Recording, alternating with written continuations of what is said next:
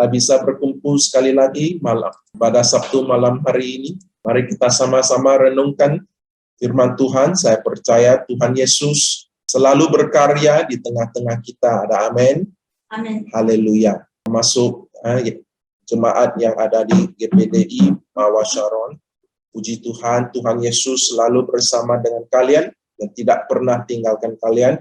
Ya, Tuhan Yesus selalu memberikan kekuatan yang baru kepada Bapak Gembala, Ibu Gembala, sekali dengan jemaat semua. Tuhan Yesus mencukupkan segalanya karena Tuhan Yesus, ini adalah kehendak Tuhan Yesus supaya kalian semua ada berkumpul bersama-sama di dalam sebuah gereja, walaupun tidak kira sama ada banyak ramai orang atau tidak ramai, gak apa-apa. Yang penting Tuhan Yesus ada di tengah-tengah kita semua. Amin.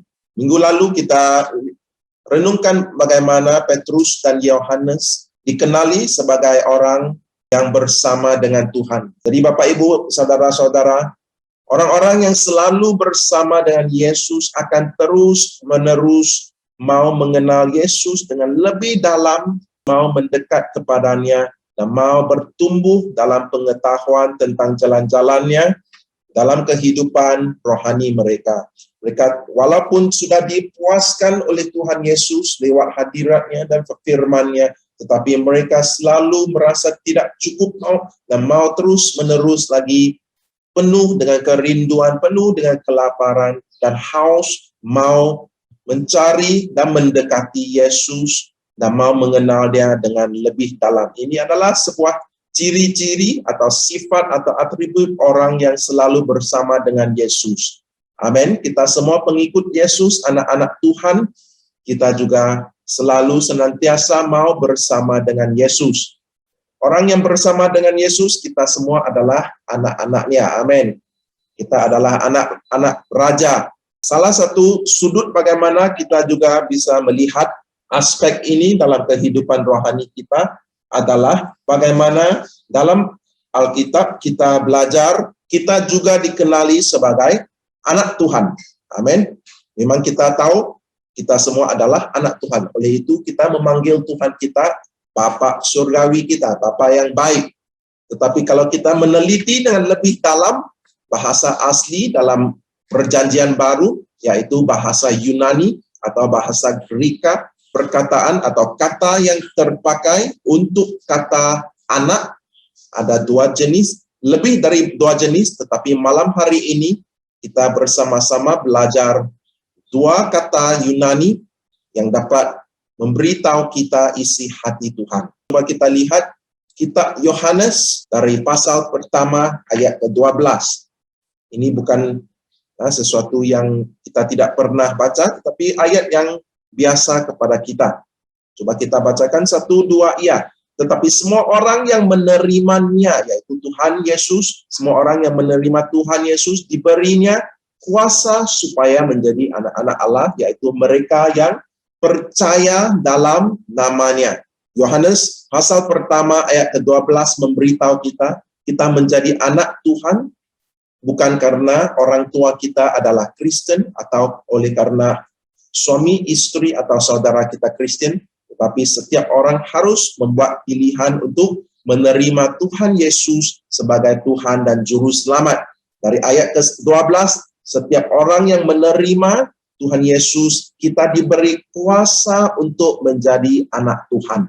Dan kata anak itu dalam bahasa aslinya adalah teknon. Nah, coba katakan teknon, ya, yang ada di screen, teknon. Kata itu yang diberinya kuasa supaya menjadi anak-anak Allah. Ya, kata anak-anak di sini adalah teknon. Arti atau maksud teknon adalah anak yang kecil, yang masih kecil lagi atau kanak-kanak. Apabila seseorang itu dilahirkan, sudah pasti dia masih kecil, ya kan? Bayinya masih kecil. Pernahkah Anda melihat seseorang bayi yang dilahirkan tiba-tiba size-nya begitu besar? Pasti Anda sangat takut, ya kan? Tiada bayi yang dilahirkan sudah dewasa, tetapi sebagai anak yang kecil atau kanak-kanak. Jadi kata teknon itu berarti kanak-kanak atau anak yang kecil. Apabila kita menerima Tuhan Yesus sebagai Tuhan dan Juru Selamat, kita diberi kuasa untuk menjadi anak Tuhan. Dan dari saat itu kita hanya seorang anak yang kecil. Isi hati Tuhan kita adalah tidak mau kita selalu seorang anak yang kecil. Kalau seorang ibu bapa yang punya anak yang kecil, kalau setiap tahun diberi makan, diberi minum, tetapi tidak pernah bertumbuh, orang tuanya akan menjadi khawatir. Oh, mengapakah anakku tidak bisa bertumbuh? Masih kecil, walaupun sudah 3 tahun, sudah 5 tahun, 8 tahun. Jadi seperti di dunia alami, di dunia rohani juga sama. Bapak yang baik, Bapak surgawi kita juga rindu melihat anak-anaknya bertumbuh. Pengikut-pengikut Tuhan yang selalu bersama dengan Tuhan, yang meluangkan waktu untuk bersama dengan Tuhan, akan mulai mengenali isi hati Tuhan.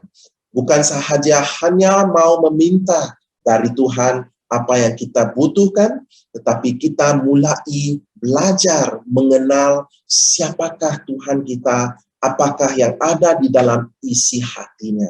Dan salah satu kerinduan Bapa surgawi kita adalah supaya kita bertumbuh dari teknon, yaitu anak yang kecil, kanak-kanak, bertumbuh menjadi seorang anak Tuhan yang sudah dewasa. Sebuah lagi ayat dari kitab Roma pasal ke-8 ayat ke-14. Semua orang yang dipimpin Roh Allah adalah anak Allah.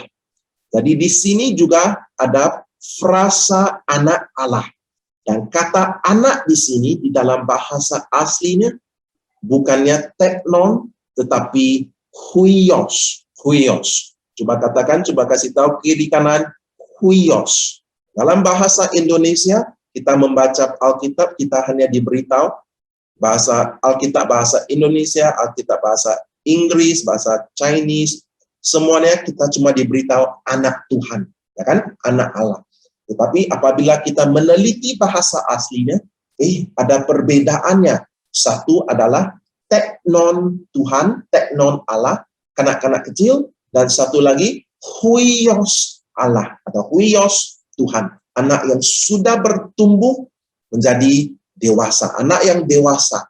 Dan isi hati Tuhan kita adalah supaya kita semua menjadi huios. Apabila kita lahir semula, kita hanya adalah teknon, tetapi jangan berhenti di situ. Kita mesti bertumbuh menjadi huios, anak yang dewasa.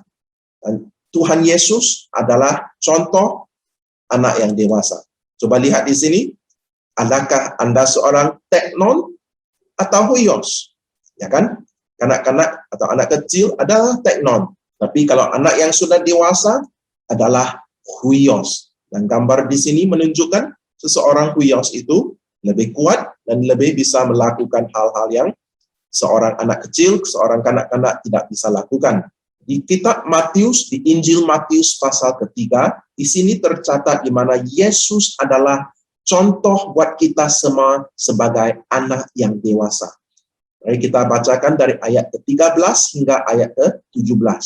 Ayat ke-13, maka datanglah Yesus dari Galilea ke Yordan. Kita Injil Matius pasal ketiga ayat ke-17, kepada Yohanes untuk dibaptis olehnya. Ini adalah kisah di mana Yesus datang kepada Yohanes untuk dibaptis. Kita lanjutkan ayat ke-14. Tetapi Yohanes mencegah Yesus, katanya, akulah yang perlu dibaptis olehmu, dan engkau yang datang kepadaku. Lalu Yesus menjawab, kata Yesus kepadanya, biarlah hal itu terjadi, karena demikianlah sepatutnya kita menggenapkan seluruh kehendak Allah. Dan Yohanes pun menurutinya. Sesudah dibaptis, Yesus segera keluar dari air, dan pada waktu itu juga langit terbuka, dan dia melihat Roh Allah seperti burung merpati turun ke atasnya. Lalu terdengarlah suara dari surga yang mengatakan, inilah anakku yang kukasihi, kepadanya lah aku berkenan. Haleluya. Jadi Bapak, Ibu, saudara-saudara, Yohanes melihat langit terbuka apabila Yesus dibaptis dan Yesus muncul dari air. Yohanes melihat langit terbuka, dan apa yang terjadi selepas itu? Roh Tuhan turun ke atas Yesus. Adakah burung merpati Tuhan, roh Tuhan? Kalau burung merpati itu roh Tuhan, saya dikasih tahu orang Manado ya makan burung merpati kan? Orang Manado makan burung merpati, akan ular juga. Jadi Tuhan, setan makan juga dia. Tetapi burung merpati bukan Tuhan ya. Coba baca dengan baik-baik ayat ke-16. Roh Allah seperti, ya, jangan baca dan salah paham. Oh, burung merpati itu Tuhan, jadi kita menyembah burung merpati itu. Jadi nggak apa-apa kalau Anda makan burung merpati, Anda bukan makan Tuhan, oke? Makan burung merpati dan makan ular, Tuhan dan setan dua-duanya dimakan.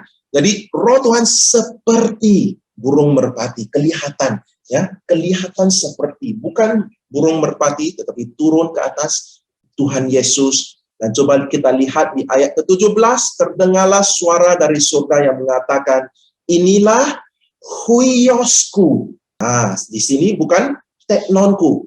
Bapak surgawi melihat Tuhan Yesus dan memberitahu semua orang yang ada di situ, memberitahu mereka, inilah huiosku yang kukasihi, anak dewasaku yang kukasihi, kepadanya lah aku berkenan.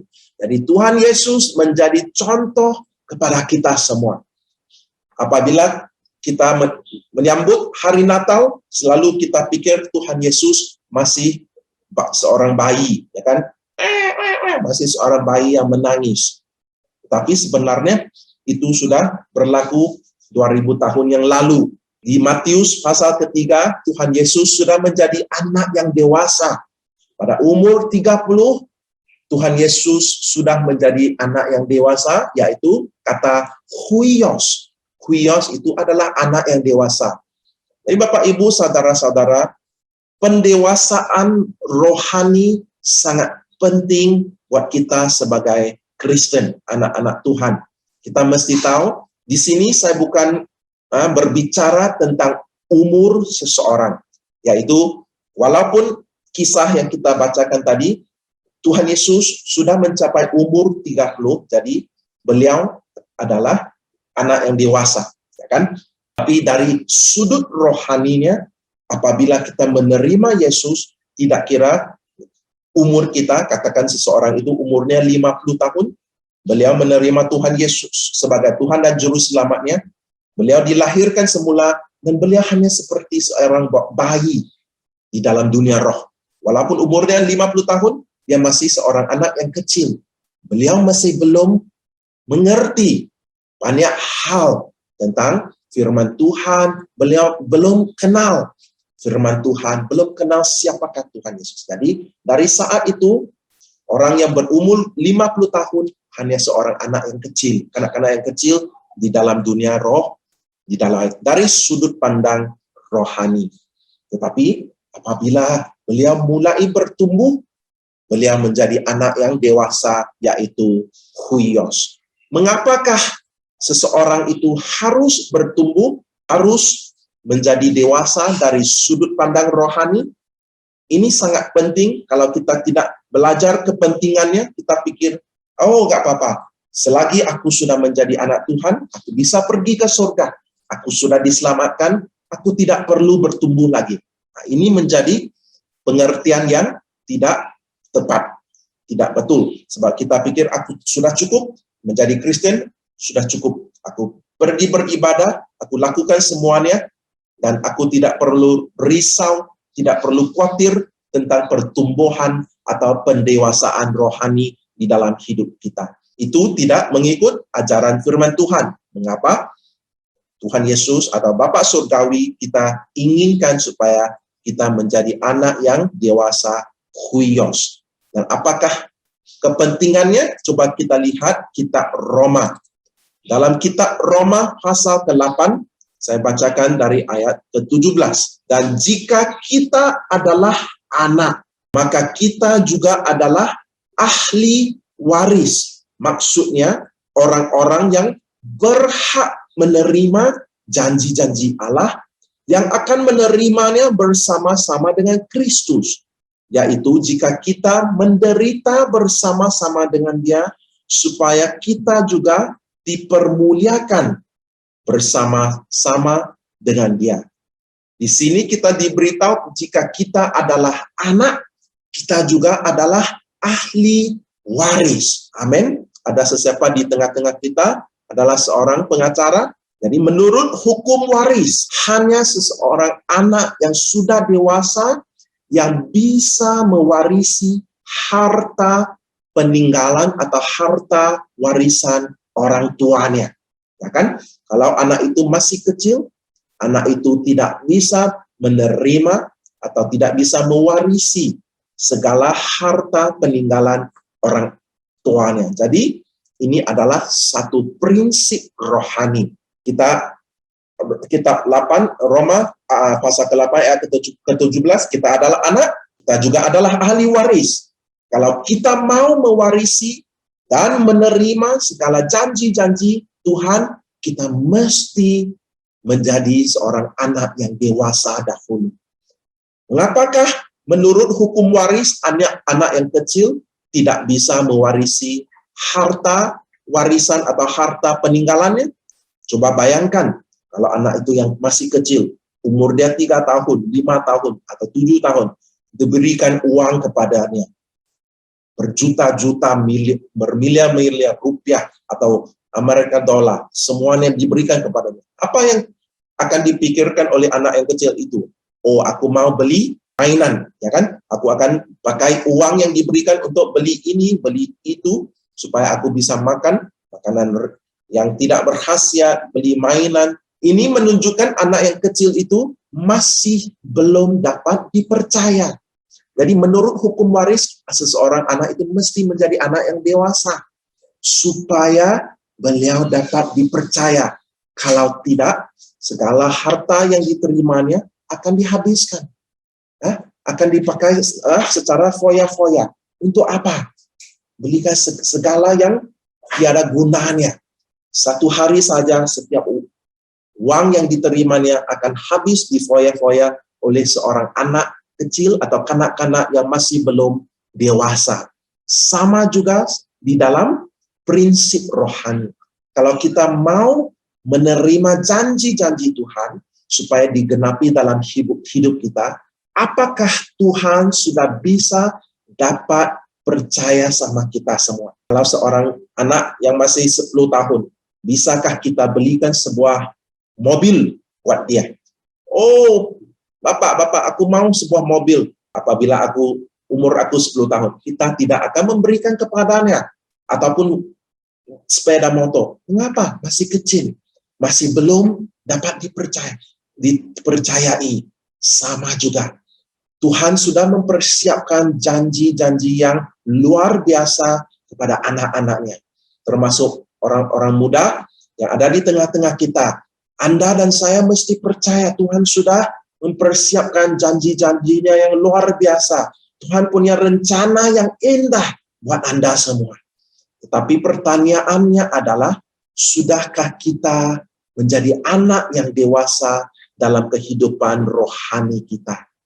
Jadi sangat penting, menurut hukum waris, ini adalah satu prinsip rohani. Kita mesti menjadi anak yang dewasa supaya kita bisa menerima janji-janji yang diberikan oleh Tuhan kepada kita. Sebab kedua yang saya mau bagikan dengan saudara-saudara, sebab kedua, kepentingan pendewasaan rohani. Coba kita lihat di ayat ke-19. Kitab yang sama, pasal yang sama, Roma pasal ke-8. Coba kita lanjutkan ke ayat ke-19. Sebab dengan sangat rindu seluruh makhluk menantikan saat anak-anak Allah dinyatakan. Di sini kata anak-anak itu adalah huios. Apakah yang dimaksudkan di ayat ke-19?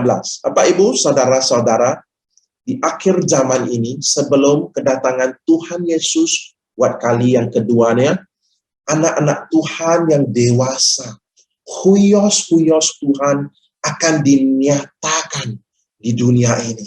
di akhir zaman, di mana yang kita bacakan tadi, seluruh makhluk menantikan saat di mana anak-anak Tuhan dinyatakan. Ini berarti di akhir zaman anak-anak Tuhan yang dewasa akan dinyatakan, akan dikenali oleh dunia ini. Walaupun kegelapan akan menutupi bumi ini, anak-anak Tuhan yang dewasa, huios Tuhan akan bangkit dan bersinar, akan bangkit dan diurapi oleh Tuhan secara luar biasanya untuk melakukan mukjizat dan hal-hal yang luar biasa supaya kemuliaan Tuhan menjadi nyata di dalam hidup mereka. Bukan sahaja hal-hal yang biasa akan dilakukan oleh generasi akhir zaman. Jadi anak-anak muda, dengar baik-baik. Bukan saja kepada anak-anak muda, tapi generasi akhir zaman ini. Sama ada anak-anak muda atau yang dewasa, kita diberikan janji ini, yaitu di akhir zaman. Kalau kita sudah menjadi huios Tuhan, bukan lagi anak kanak-kanak, bukan lagi teknon, kita akan dinyatakan di bumi ini sebagai anak yang dewasa. Kita akan bangkit bersinar. Dan generasi akhir zaman ini akan dipakai oleh Tuhan dengan luar biasanya. Kita akan menyatakan kemuliaan Tuhan di dalam hidup kita. Pelayanan kita akan berbeda. Apa juga yang kita lakukan, tidak kira apa juga pekerjaan kita, bisnis kita atau pelayanan kita, kita menjadi generasi yang akan bangkit bersinar di dalam dunia yang dilitupi dengan kegelapan. Ini bukan sesuatu yang hanya saya katakan secara biasa-biasa, tetapi ini adalah sesuatu yang Tuhan mau lakukan di dalam generasi ini. Anda dan saya harus percaya dan pegang kepada firman ini. Jangan kita hanya angkat ini sebagai sesuatu yang ringan, tetapi harus kita menerima firman ini dan supaya ianya melekat kepada hati kita, kita renungkan selalu. Oh Tuhan, aku mau menjadi salah seorang generasi akhir zaman ini. Aku mau menjadi salah satu generasi huios Tuhan, anak-anak yang sudah dewasa, supaya Anda bisa melakukan hal-hal yang luar biasa. Engkau bisa melakukan hal-hal yang luar biasa di dalam hidup kami. Ada amin, saudara-saudaraku? Maukah kita semua menjadi huios, generasi huios Tuhan? Amin. Jadi pertanyaan yang berikutnya adalah, bagaimanakah kita bisa bekerja sama dengan Tuhan dalam proses pendewasaan rohani ini? Ya kan? Kita bilang kehidupan rohani kita mesti bertumbuh, yaitu kita mesti bertumbuh dari teknon menjadi huios, dari kanak-kanak menjadi anak yang dewasa. Bagaimana ini berlaku di dalam hidup kita? Bagaimanakah aku bisa bekerja sama dengan Roh Kudus? Apabila Roh Kudus berkarya dalam hidupku supaya aku menjadi dewasa, bagaimanakah aku bisa bekerja sama dengannya? Poin yang pertama yang harus kita pelajari bersama-sama adalah pendewasaan itu adalah satu proses. Kasih tahu kiri kanan, proses. Pendewasaan bukannya otomatis.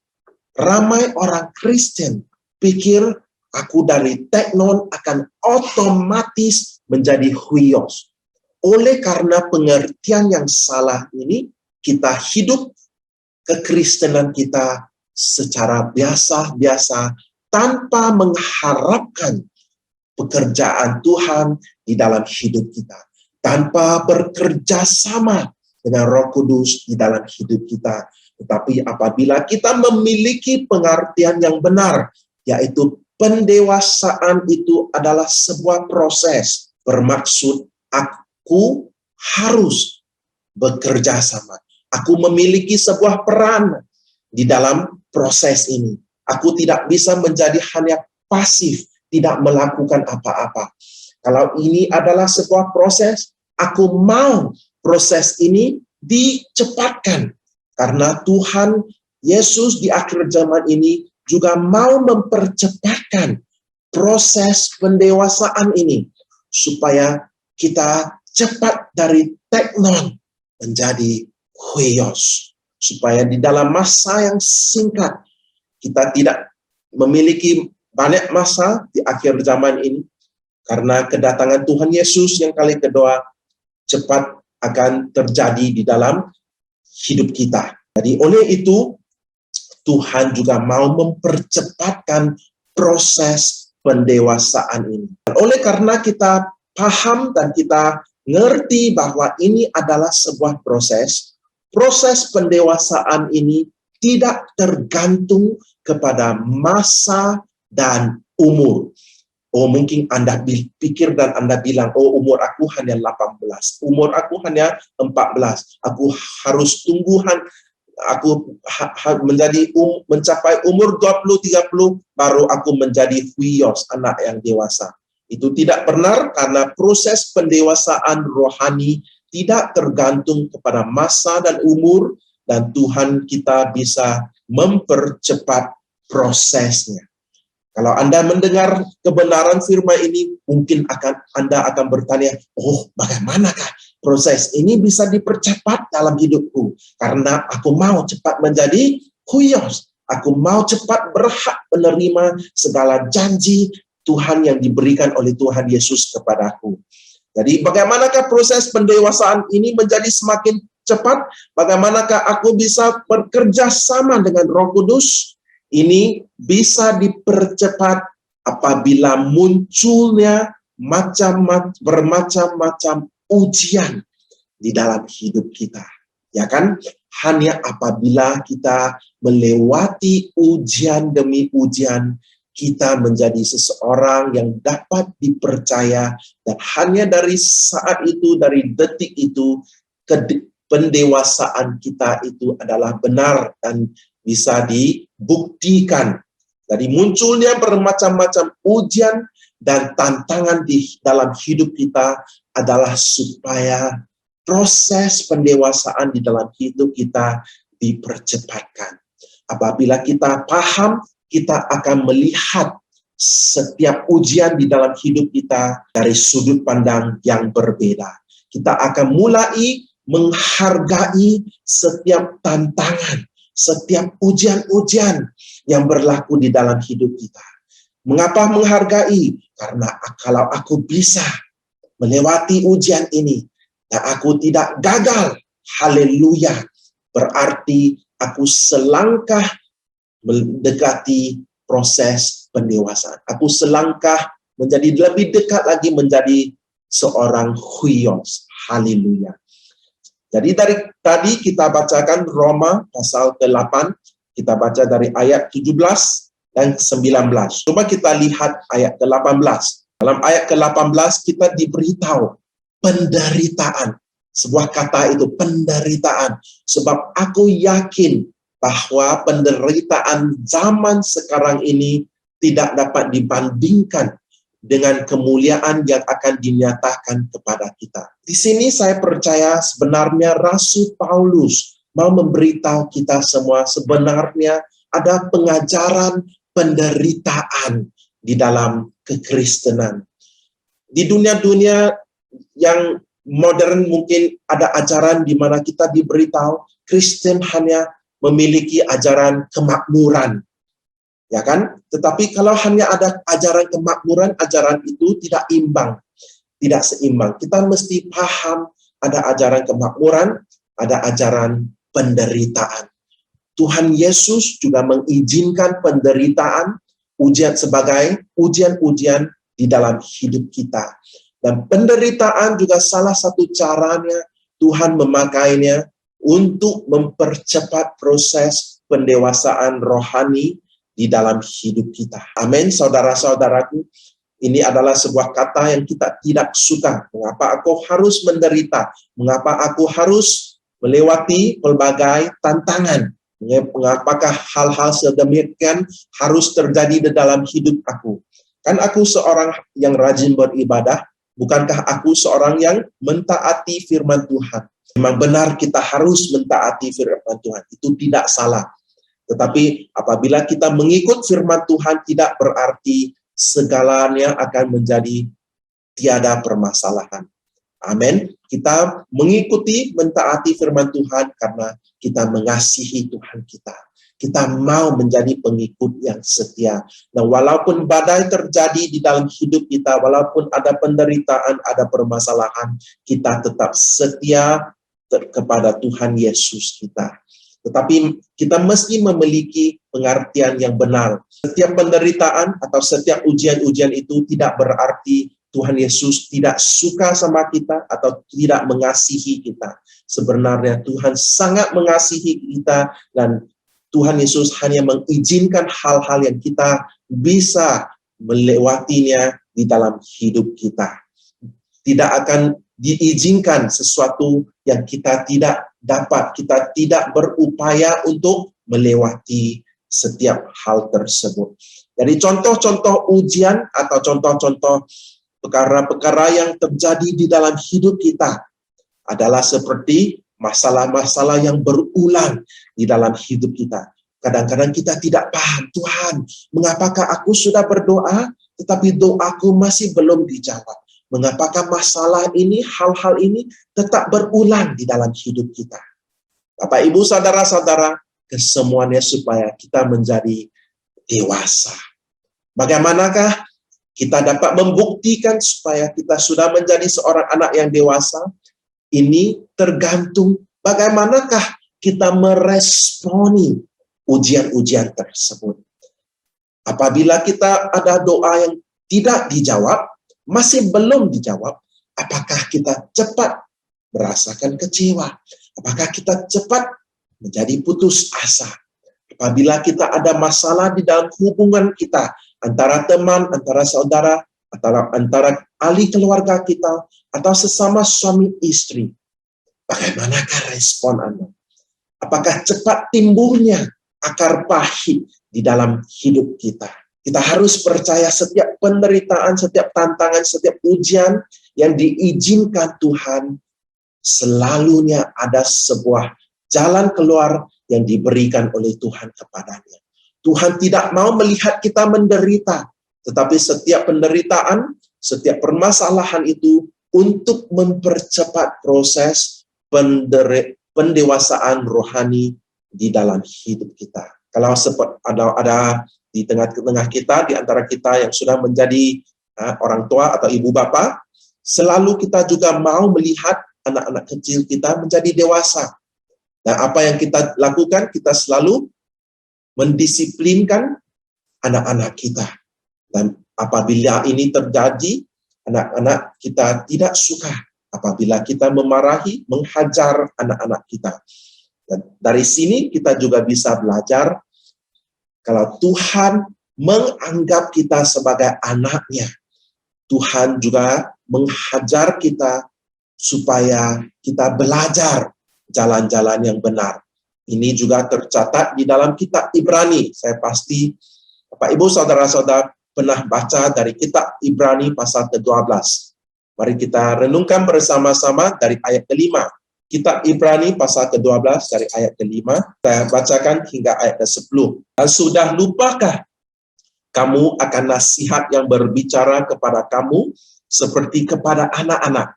Tuhan berbicara kepada kita seperti anak-anaknya.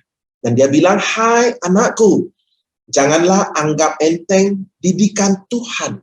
Dan janganlah putus asa apabila engkau diperingatkannya. Ayat ke-6, karena Tuhan menghajar orang yang dikasihinya. Dan dia menyesah orang yang diakuinya sebagai anak. Haleluya. Ayat ke-7 kita lanjutkan, jika kamu harus menanggung ganjaran, Allah memperlakukan kamu seperti anak. Di manakah terdapat anak yang tidak dihajar oleh ayahnya? Ayat ke-8, tetapi jikalau kamu bebas dari ganjaran yang harus diderita setiap orang, maka kamu bukanlah anak, tetapi anak-anak gampang. Selanjutnya, dari ayah kita yang sebenarnya kita beroleh ganjaran, dan mereka kita hormati. Kalau demikian, bukankah kita harus lebih taat kepada Bapa segala roh, supaya kita boleh hidup. Ayat ke-10, sebab mereka mendidik kita dalam waktu yang pendek sesuai dengan apa yang mereka anggap baik. Tetapi Tuhan kita, Dia menghajar kita untuk kebaikan kita, supaya kita beroleh bagian dalam kekudusannya. Dari ayat-ayat ini kita juga belajar apabila Tuhan atau Bapa Surgawi kita mengakui kita semua sebagai anak-anaknya, Bapa kita, Tuhan kita akan mendidik kita, akan menghajar kita, didikannya. Apabila kita sebagai anak yang kecil, orang tua kita memarahi kita karena mengajar kita, kita tidak suka. Oh, mengapa orang tuaku selalu marahi aku? Bukan karena mereka membenci kita, karena mereka bisa melihat apa jalan yang salah yang telah kita lakukan, dan hajaran mereka apabila mereka menghajar, memarahi atau mendidik kita untuk kebaikan kita. Dan untuk itu kita menghormati mereka, kita menghargai mereka. Dan di sini penulis kitab Ibrani juga memberitahu kita, kalau ayah kita, kalau ibu bapa di atas bumi ini bisa melakukan ini di dalam hidup kita, Bapa Surgawi kita juga melakukan hal yang sama. Untuk apa? Supaya kita menjadi anak yang dewasa. Ini membuktikan Tuhan kita mengakui kita sebagai anaknya. Haleluya. Bapak, Ibu, saudara-saudaraku, anak-anak muda yang ada di tengah-tengah kita, dengar baik-baik. Anda adalah seorang anak yang sangat dihargai di dalam biji mata Tuhan kita. Apakah yang dilakukan oleh musuh kita adalah selalu memberitahu bahwa Anda tidak berharga, Anda seperti sampah dan kotoran. Tiada sesiapa yang menghargaimu, Anda tiada nilai di dalam hidup Anda. Anda tidak berguna, Anda tiada nilai, dan tiada sesiapa yang mau memilikimu. Anda adalah seorang anak angkat, ya, Anda tidak memiliki orang tua yang benar, yang tulen. Semua ini adalah pembohongan. Walaupun mungkin ada di tengah-tengah kita, mungkin ada orang tua yang tidak mengasihi kita. Ini mungkin adalah benar di dalam kehidupan seseorang itu. Benar, karena kita hidup di dalam sebuah dunia yang penuh dengan dosa. Manusia yang sudah jatuh di dalam dosa, dunia kita tidak sempurna. Jadi ada keluarga yang tidak sempurna, ada hubungan antara orang tua dan anak yang tidak sempurna. Tetapi walaupun ini adalah benar, yang jauh lebih benar adalah kita memiliki seorang Bapa Surgawi yang baik, yang sangat mengasihi kita semua. Yang sangat-sangat mengasihi kita semua. Yang jauh lebih mengasihi kita daripada orang tua kita. Dan apabila Bapa Surgawi kita mengakui kita sebagai anaknya yang benar, mengakui, menganggap, dan benar-benar mau mendidik kita, kita juga harus menerima cara Bapa kita bekerja di dalam hidup kita. Sama ada melalui ujian-ujian, sama ada apabila kita dihajar Tuhan kita. Kata-kata yang lebih keras, kita membaca firman Tuhan, kita tiba-tiba membaca dan tiba-tiba ayat-ayat di dalam firman itu seperti melompat keluar dan menjadi ayat-ayat yang keras, memarah kita. Itu adalah ayat supaya hidup kita bisa diubah oleh Roh Kudus. Jangan kita hanya menerima firman Tuhan yang sedap dan enak didengar saja. Ayat-ayat yang keras kita menolak, kita tidak mau. Kita hanya mau segala, kalau kita hanya berbicara tentang berkat, kita hanya bicara tentang kebaikan Tuhan, semua ini kita mau karena enak didengar, enak diterima. Tetapi apabila kita melihat firman Tuhan yang memberitahu dosa kita, apabila kita disuruh untuk bertobat, itu aku tidak suka, aku menolak. Ini semua seperti kata-kata keras. Mengapakah harus aku menerima ajaran yang keras? Tapi semua ini adalah cara Tuhan bekerja di dalam hidup kita. Tidak kira keras atau lembut, semuanya adalah baik supaya kita bisa menjadi anak yang dewasa. Ada amin, saudara-saudaraku? Ya kan? Kita tidak suka orang-orang tua marah kita, kita tidak suka. Oh, mengapa aku selalu dimarahi? Untuk kebaikan kita. Supaya kita bisa menjadi anak yang dewasa. Sama.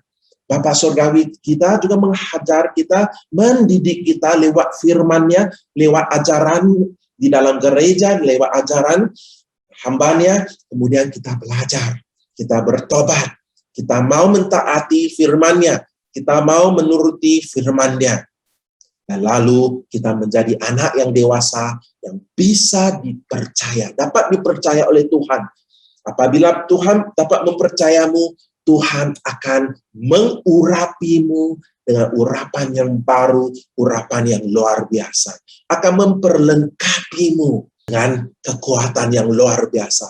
Akan memberikan hal-hal yang Anda tidak pernah mimpikan. Hal-hal yang Anda tidak pernah pikirkan.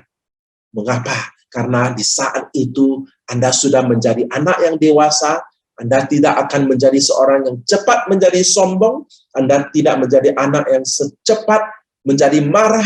Anda cepat menjadi iri. Anda cepat melakukan dosa. Apabila Anda menjadi anak yang dewasa, huyos Tuhan, Tuhan dapat mempercayakan hal-hal yang luar biasa, yang ajaib di dalam tanganmu, di dalam hidupmu.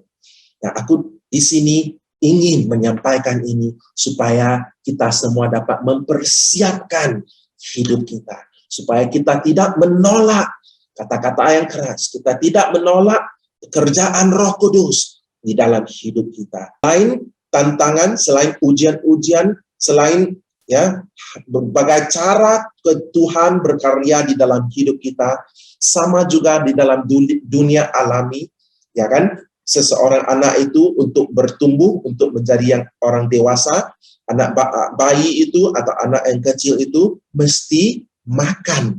Kalau seseorang anak itu tidak makan, dia tidak dapat bertumbuh. Ya kan? Jadi apabila kita mau menjadi anak yang dewasa, kita juga harus makan. Dan jangan kita pilih makan. Aku hanya mau makan apa? Babi panggang karo. Aku hanya mau makan makanan-makanan yang enak. Kalau kita hanya pilih makan makanan yang enak, aku tidak mau makan aku tidak suka sayur-sayuran. Kalau kita tidak suka, kita hanya pilih makan, kita juga tidak dapat bertumbuh secara seimbang. Jadi pendewasaan rohani juga membutuhkan makanan rohani. Kita harus sangat lapar mau makan firman Tuhan. Haleluya. Amin. Lebih banyak kita merenungkan firman Tuhan, lebih cepat proses pendewasaan rohani terjadi di dalam hidup kita. Tuhan akan berbicara di dalam hidup kita. Tuhan akan berbicara dalam pikiran dan hati kita, mengubah hidup kita, menuntun hidup kita, memberitahu kita ini jalan yang salah, teman ini, jauhi daripada teman ini, ini jangan Anda lakukan, ini bisnis yang tidak harus Anda masuki.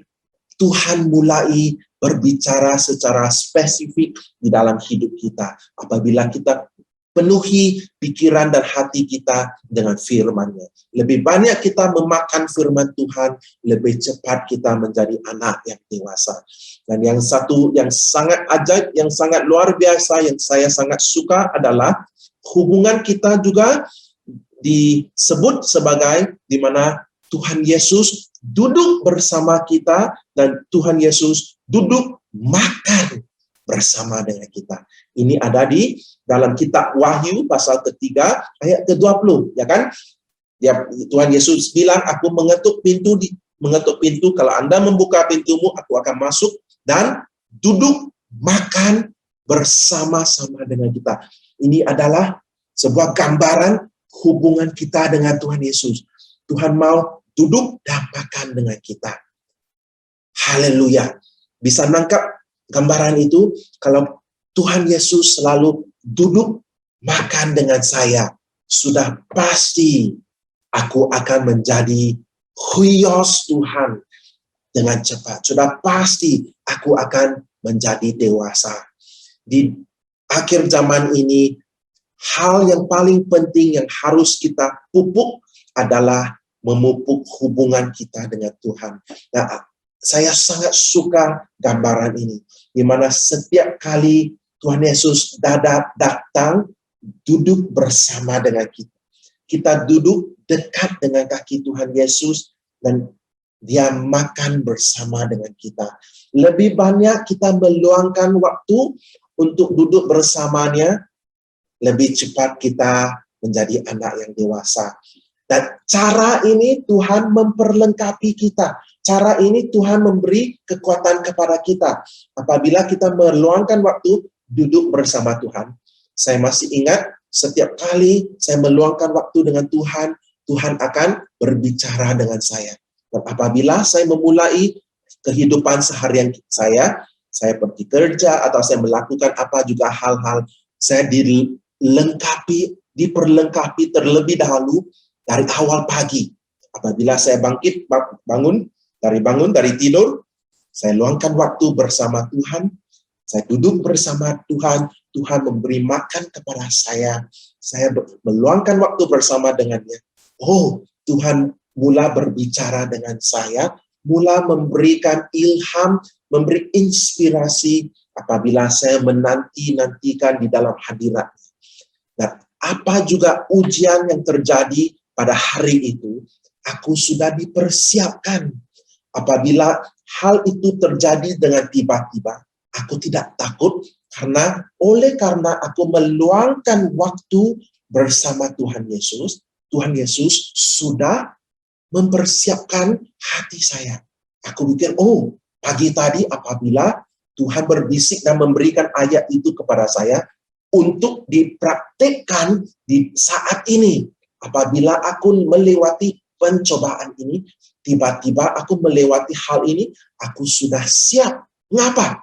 Tuhan sudah memberikan ayat itu kepada saya. Nah, aku memakai ayat itu sebagai senjata rohani dalam peperangan rohani, yang aku akan menang di dalam hal itu, dan Tuhan akan mendapat kemuliaan di dalam hal itu. Jadi kalau hal ini berulang di dalam hidup kita, setiap hari kita meluangkan waktu bersama dengan Tuhan, duduk bersama dengannya, diberi makan oleh Yesus, ya kan, menantikan di hadiratnya. Hadiratnya itu di dalam hadirat Tuhan yang dimanifestasi juga memiliki kuasa Roh Kudus. Pada awalnya apabila saya meluangkan waktu menantikan di hadirat Tuhan, tiada apa-apa terjadi. Aku tidak mendengar suara Tuhan, aku tidak merasakan apa-apa yang berlaku. Tetapi lepas itu aku belajar dan aku diberitahu Tuhan, setiap kali aku menanti di hadirat Tuhan, walaupun aku tidak merasakan apa-apa, tidak pikir aku menerima apa-apa, Tuhan melakukan sebuah kerja yang besar di dalam hatiku. Jadi, Bapak, Ibu, Saudara-saudara, ini adalah rahasia kerajaan surga. Kalau kita benar-benar mau menjadi huios Tuhan, banyak meluangkan waktu menantikan hadirat Tuhan. Hanya memberikan hati kita kepadanya dan meluangkan waktu menantikan Tuhan di hadirat. Kalau tiada apa-apa berlaku, tetap menantikan Tuhan. Tetapi Tuhan Yesus sedang melakukan sesuatu di dalam roh kita. Dan apabila Tuhan berkarya di dalam roh kita, kadang-kadang kita tidak tahu. Kita tidak merasakannya. Karena kita tidak diberi pengetahuan tersebut.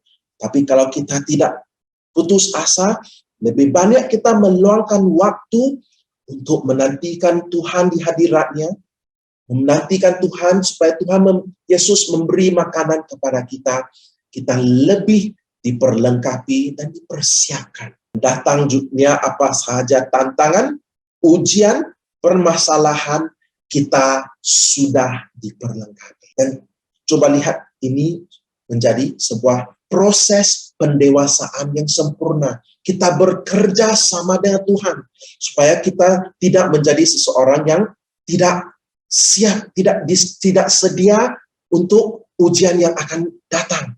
Kita diperlengkapi, kita melewati ujian itu, kita menang, dan kita memberi kemuliaan kepada Tuhan. Dan dari proses ini, kita menjadi seorang anak dewasa huios Tuhan. Ada amin, saudara-saudaraku?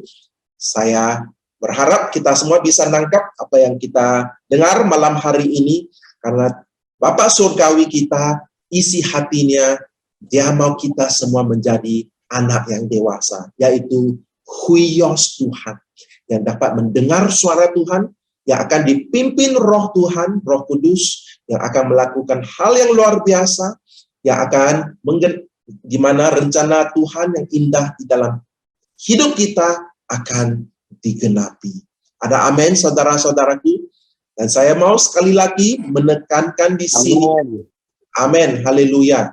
Saya mau menekankan sekali lagi kepada anak-anak muda kita yang mendengar pesan ini. Bapak Surgawi Anda mengakui Anda sebagai anaknya. Jangan kita mengambil ringan kebenaran firman ini. Kalau Bapa kita, Bapa Surgawi kita mengakui kita sebagai anaknya, siapakah yang berani menantang kebenaran ini?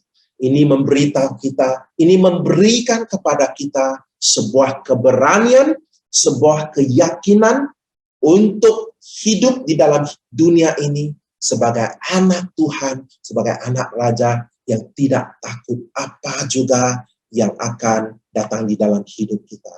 Dan kalau Bapak kita mengakui kita sebagai anaknya, nomor 2, Bapak kita sangat mengasihi kita. Ada amin.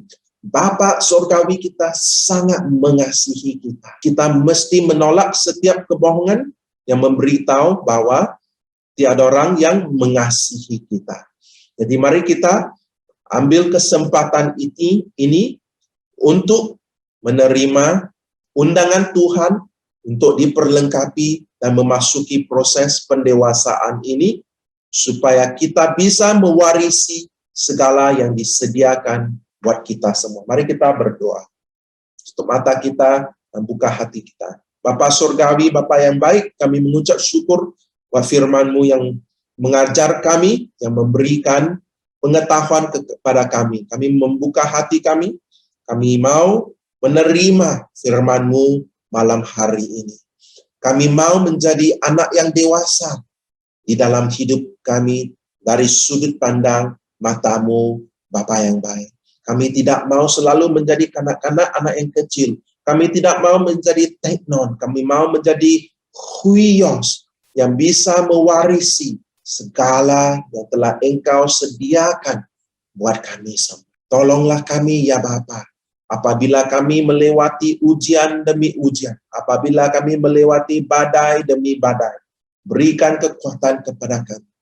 Tuhan, berikan supaya kami menjadi anak yang dewasa, yang bisa menjadi sabar, yang bisa menjadi orang yang lebih tahu untuk mengasihi, memiliki buah rohani di dalam-Mu ya Tuhan. Terima kasih Tuhan Yesus. Kami serahkan setiap anak muda, setiap orang yang mendengar pesan ini, dan kami percaya Engkau akan terus berkarya di dalam hidup kami. Berikan kekuatan yang baru kepada kami. Terima kasih Tuhan Yesus. Ulurkan tangan-Mu dan berikan, curahkan berkat-Mu kepada kami semua yang sudah mendengar firman-Mu, yang sudah menerima kebenaran firman-Mu. Haleluya. Kami berdoa dan serahkan setiap kami di dalam tangan-Mu, dalam nama Yesus. Semua yang percaya sama-sama kita akan katakan amin.